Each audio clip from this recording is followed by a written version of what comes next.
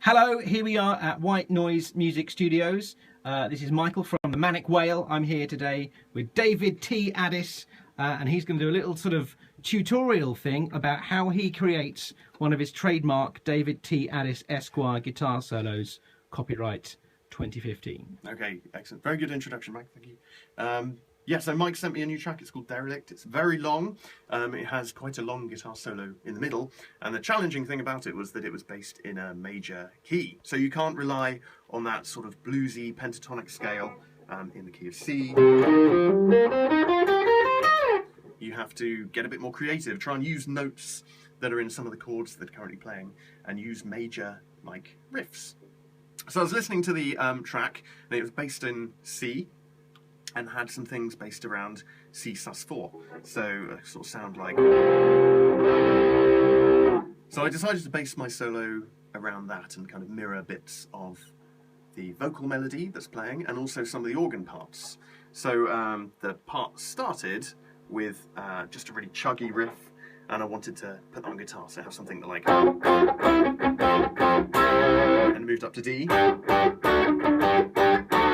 And it was back to C, but with a B flat in the bass. Ooh. And then back to A. So it's all based around that. I do some chuggy bits. I do some bits which mirror the vocal melody, like with some added variation. I do some things based around the relative minor, which does make the pentatonic shape of A, because A minor is the relative minor of C major. Thank you, Matt. Bit of music theory there. And but you have to be aware that the root notes change. So whereas the root note of A pentatonic is here and here, the root, of course, is actually still in C. So it's there. So you have to play licks like. So it gets a little bit different, but you can mess around with that kind of shape and keep that going. And then I throw in a little bit of alternate picking and pull-offs as well to add a bit of excitement. So things like. And you get a lot of notes for your money there because you're only picking out. But with the pull-offs as well.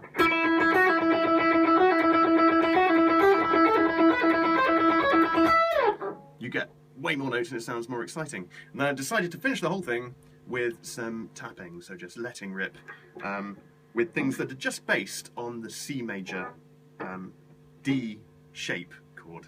So we had a chord up here that looks like this, and of course it's sus4 as well, so we can go. But then if we want to tap that out, we have to find where the notes are, and it's there, and there, and there. So it's a bit of a stretch for the left hand, but you can go. Then it moved up to D, so I moved it up to here. Then we had an interesting chord, which was the B flat in the bass. And in particular, that interval, the flat fifth, sounds really interesting because you don't hear it often in music. And then it went back to the A shape.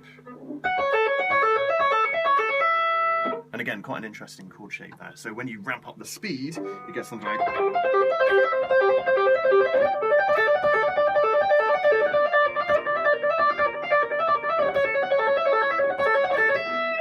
And then finally, it was a big, I just thought, completely let rip at the end with a tapping showdown.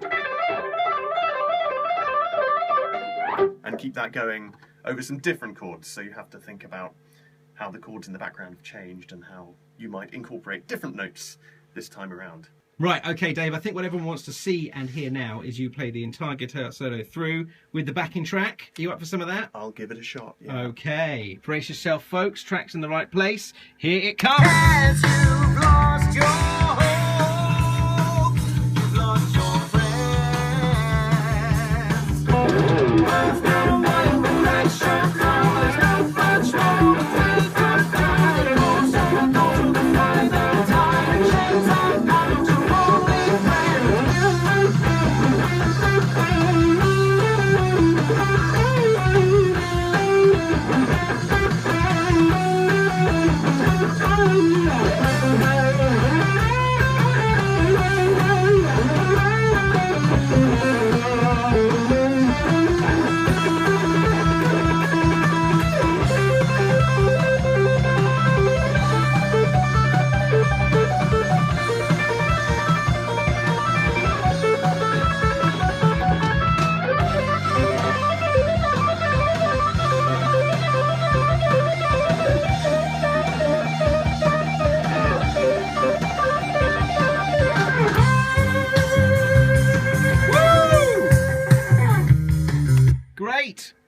So now all the Dave fans who've been watching this video can spend a couple of weeks practicing in their bedrooms until they can Both of play them. that solo. Thanks very much for watching. We'll be back soon with some more Manic Whale videos and maybe even a finished album for you. Thanks, bye! Bye.